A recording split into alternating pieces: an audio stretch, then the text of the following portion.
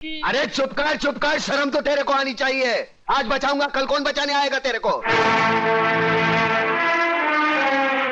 औरत इसलिए नहीं कोठे पर बैठती क्योंकि वो बेबस है, इसलिए बैठती है क्योंकि वो जंग लड़ना नहीं चाहती। कुत्ते की तरह जीने की आदत पड़ी है सबको।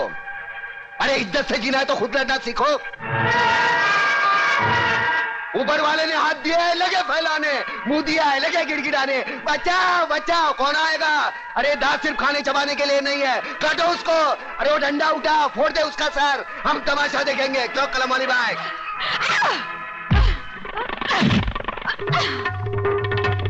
एक औरत को धंधे पर बिठाना चाहते हो तुम?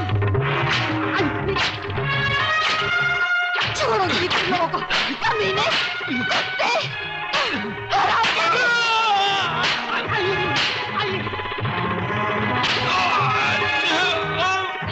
बहुत तंग किया तूने मुझे बेचना चाहती थी। मुझे छोड़ो।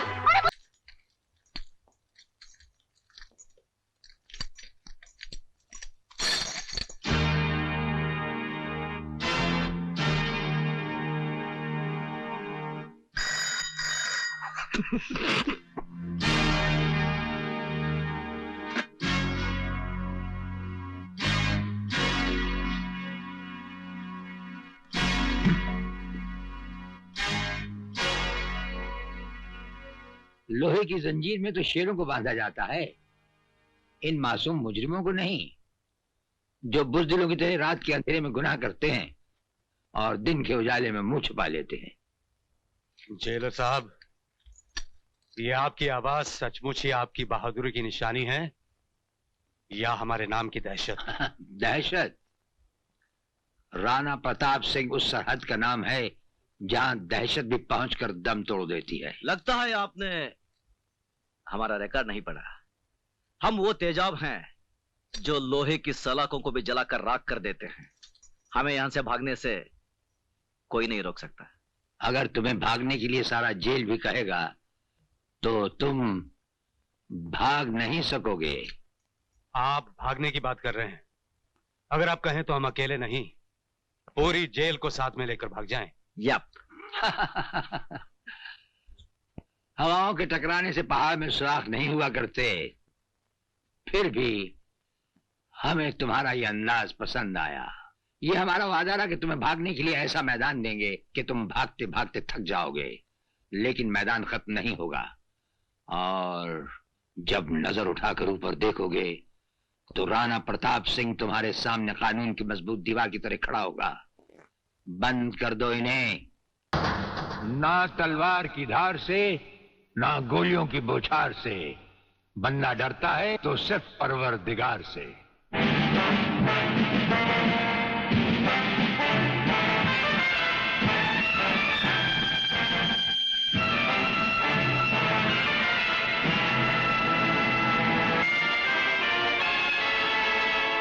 ब्रिगेडियर सूर्यदेव सिंह?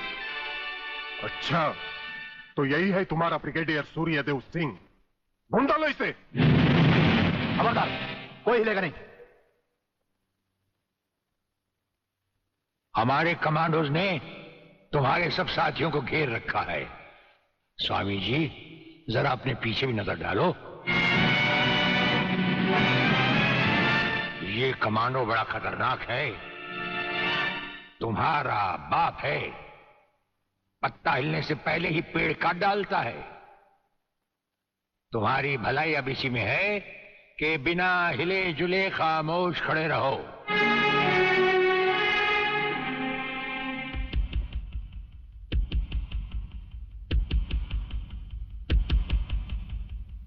दुबे नाम है सत्यवादी। सत्यवादी दुबे। जैसे गधे की पीठ पर घोड़े की जीन अच्छी नहीं लगती, वैसे ही तुम्हारे कंधों पर ये सितारे अच्छे नहीं लगते। और ये कमरबंद पेटी भी अच्छी नहीं लगती।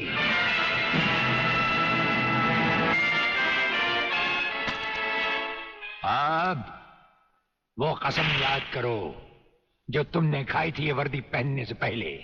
हम कसम खाते हैं कि हम पूरी ईमानदारी और वफादारी से देश और कानून की रक्षा करेंगे।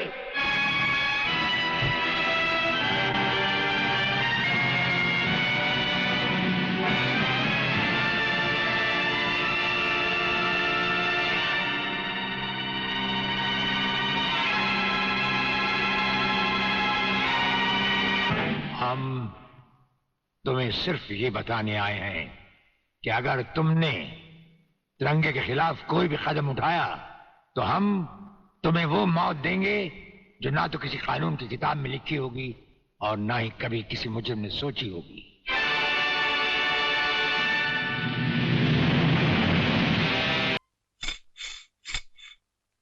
ए, बंदूक है यार, बंदूक।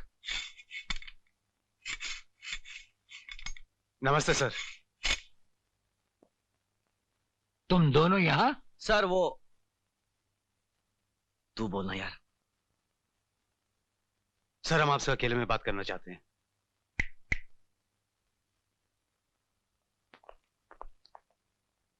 कहो क्या कहना है।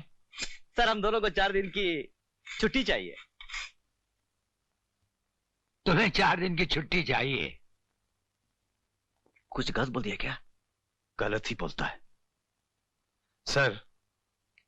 सर हमें पता चला है कि हमारे अनाथ आश्रम के बच्चों की जिंदगी खतरे में है, इसलिए हमारा बाहर जाना बहुत जरूरी है। ये जेल है, किसी कॉलेज का हॉस्टल नहीं।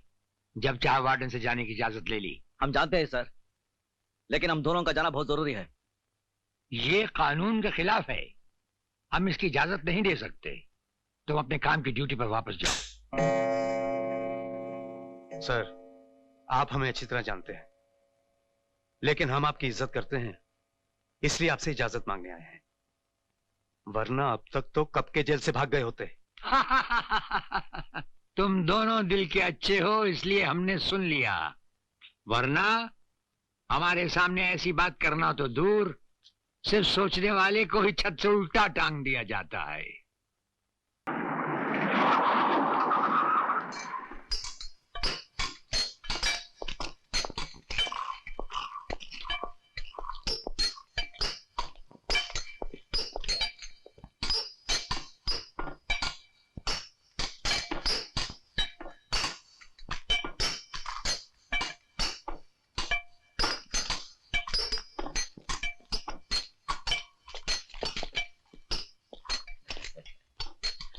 नमस्ते सर। ये क्या बदतमीजी है? माफ करना। क्या अकेले अकेले सिगरेट पी रहे हो? अपन को भी पिलाओ ना। तुम्हारा दिमाग तो नहीं खराब हो गया? जेलर से सिगरेट मांगते हो? इसमें दिमाग खराब होने की क्या बात है? तुम कौन सा तुम्हारी कमाई का सिगरेट पी रहे हो? सब रिश्वत का माल है ना। बिल बांट कर। क्यों, ठीक है ना? वे साले हाथ उठाता है, हाथ उठाता है, मुझ पर हाथ उठाता है। छोड़ दो। अरे काय को मारता है? अरे मत मार। अरे पुलिस वाले आ रहे हैं, सब पिस्तौल निकाल इसकी। किसी ने आगे बढ़ने की कोशिश की तो इसकी खोपड़ी उड़ा दूंगा। अब आप मेहरबानी करके अपनी जीप की तरफ चलने का कष्ट करेंगे? चलिए।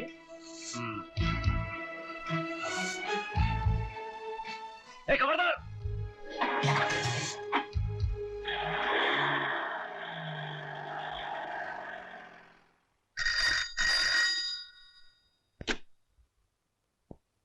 क्या बलवीर और अनवर जेल से भाग गए? अच्छा। जेलर राणा प्रताप।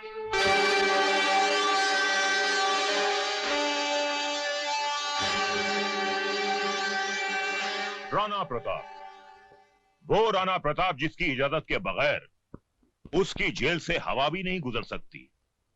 आज उसकी जेल से एक साथ 2 कैदी भाग गए। ये खबर हम तक पहुंच चुकी है। वो भागे नहीं है जेलर, बल्कि तुमने उन्हें भगा दिया है। हम पर यह इल्जाम लगाने से पहले बुरा लग गया? उस दिन हमें भी बहुत बुरा लगा था जब आप हमारे घर आए थे हम पर एक झूठा और बेबुनियाद इल्जाम लगाने। उस इल्जाम की एक मजबूत बुनियाद है। जिस दिन तिलकधारी की जबान पुलिस ने खुलवा दी, जो कि वो जरूर खुलवाएगी, उस दिन उस इल्जाम की सच्चाई आपके सामने आ जाएगी। For your kind information jailer साहब, तिलकधारी को हमने पुलिस लॉकअप से जमानत पर छुड़वा लिया है। वो तो जब हम चाहेंगे पुलिस उसे दोबारा हमारी हिरासत में ले आएगी। वो तो जब होगा तब होगा। फिलहाल उन 2 कैदियों को फरार कराने के इल्जाम में अगर हमने आपकी वर्दी नहीं उतरवा ली तो हमारा नाम बेनी प्रसाद भंडारी नहीं। वो तो जब होगा तब होगा। अगर उन 2 फर्रार कैदियों को हम तलाश करने के बावजूद भी ना ला सके तो हम ये वर्दी उतारकर आपके गले में डाल देंगे। हमारे जैसा हर अफसर अपने फर्ज को पहचानता है। कौन बोल रहा है? चिल्ला मत और मेरी बात अच्छी तरह से अपने भेजे में उतार ले। तूने मेरी राख मंगवाई थी टीका लगाने के लिए, मैंने तेरे भड़वों की राख भेजी है, पूरे बदन को लगा ले। ठंडा कर अपना भेजा, ठंडा कर। चतुर सिंह के आदमियों की चिता जलाना तुम जैसे पागलों की बस की बात नहीं है। चतुर सिंह, ऊपर वाले के हाथ से तू बचे ना बचे, लेकिन मेरे हाथ से तेरे को कोई नहीं बचा सकता। अगर एक बाप की औलाद है तो एक बार मेरे सामने आकर दिखा। तू भौंकता बहुत है आराम के, और भौंकने वाले कुत्ते हमें पसंद नहीं। अगर अपने बाप की औलाद है तो आ जाना महालक्ष्मी चौक पे। हम हर साल नवरात्रि को माँ की पूजा करने वहां जाते हैं। अरे जितनी मन्नतें मांगनी है आखिरी बार मांग ले, ये तेरी जिंदगी की आखिरी पूजा होगी। ठंडा कर। यकीन नहीं आता तो उस राख को मसल कर देख, तेरे पालतू कुत्ते की निशानियां उसमें मौजूद है।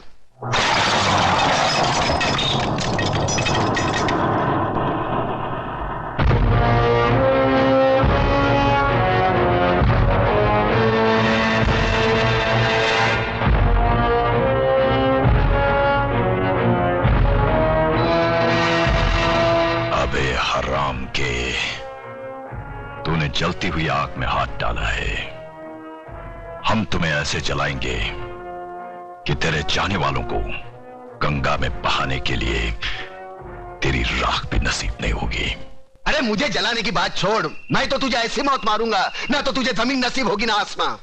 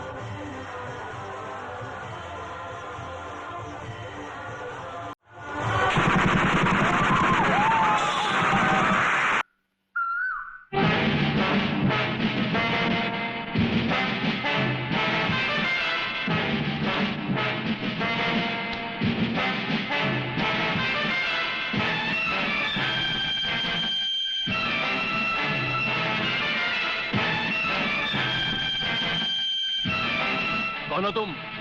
लगता है बब्बन मियां ने कल रात अपनी आंखों में सुरमा नहीं लगाया, जरा कम दिखाई देता है। ब्रिगेडियर सूर्यदेव सिंह? हाँ, ब्रिगेडियर सूर्यदेव सिंह। बब्बन मियां, हमें तो उसी के हाथों से मरना है जिसने हमें इस दुनिया में पैदा किया। तुम सब अपने आप को हमारे हवाले कर दो, वरना तुम्हारा बनाया हुआ आमों का बागीचा तुम सबका अपने हाथों से बनाया हुआ कब्रिस्तान बन जाएगा। तो आओ आगे और पकड़ लो मुझे, मगर इतना याद रखना कि जहां तुम खड़े हो उस पेड़ से लेकर मैंने अपने चारों तरफ माइंस बिछा रखी हैं। अगर इसके अंदर तुमने पैर रखने की भी कोशिश की तो तुम्हारे चींचड़े उड़ जाएंगे। यकीन नहीं आता तो ये देखो।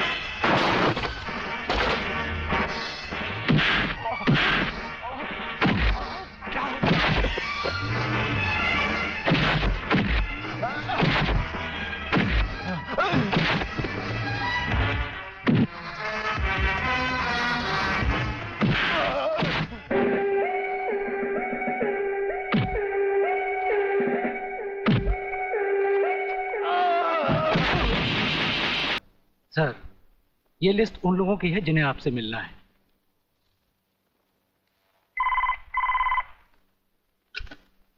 सर, मंत्री जी आपसे मिलना चाहते हैं। टंडेल का नाम है क्या इसमें? जी नहीं सर।